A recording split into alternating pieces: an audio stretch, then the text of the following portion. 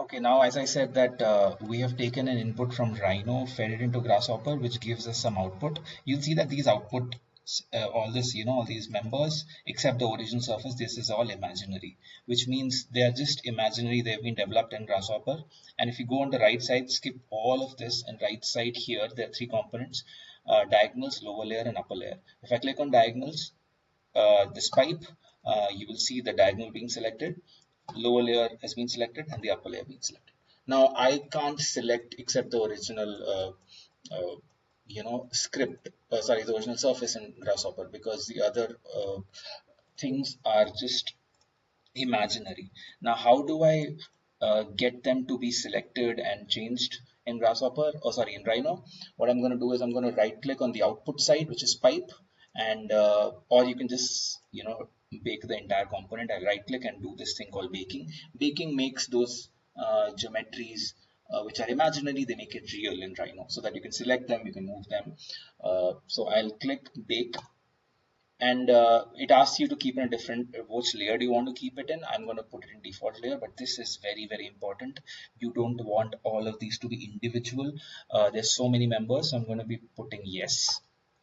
Group, yes please. And please don't forget this, otherwise you'll have to undo, you'll have to do it again. So I'm going to put it in default. Group, yes please. Again, do not forget this. Click OK, and now it's there.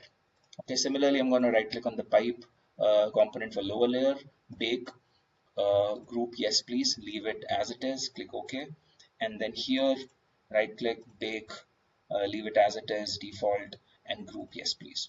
Okay, now my thing is done. What I can do is I can just simply close this. So whatever the imaginary geometry this was giving us, it's going to disappear, because now we have all the real geometry we wanted. And now this is how it looks like.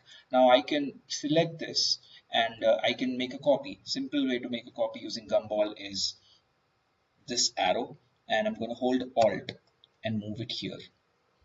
Okay, so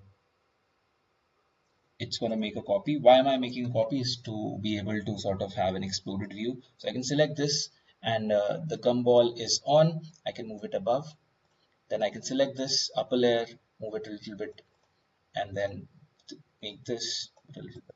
Now I have a proper exploded view of all the layers, including the sheet, for a space frame. Now I can go to the elevation. Now if it looks like this, that's because here in this tiny arrow here next to the front, it's wireframe. I can get it to shaded. I can get it to rendered as well. So you can see that it's rendered. If I can go to the right side, this is an exploded view.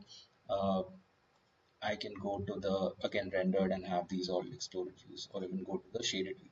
So coming back to the perspective, this is how you can use that script to develop form. If I change anything right now, none of the space frame properties are going to change, because it's baked now. It's out of the geometry. If I go back to Grasshopper, I might be able to do it, but I have baked it and I've exited Grasshopper. That means I've frozen my form, and these are the member sizes and the different arrangements or different layers that have come in.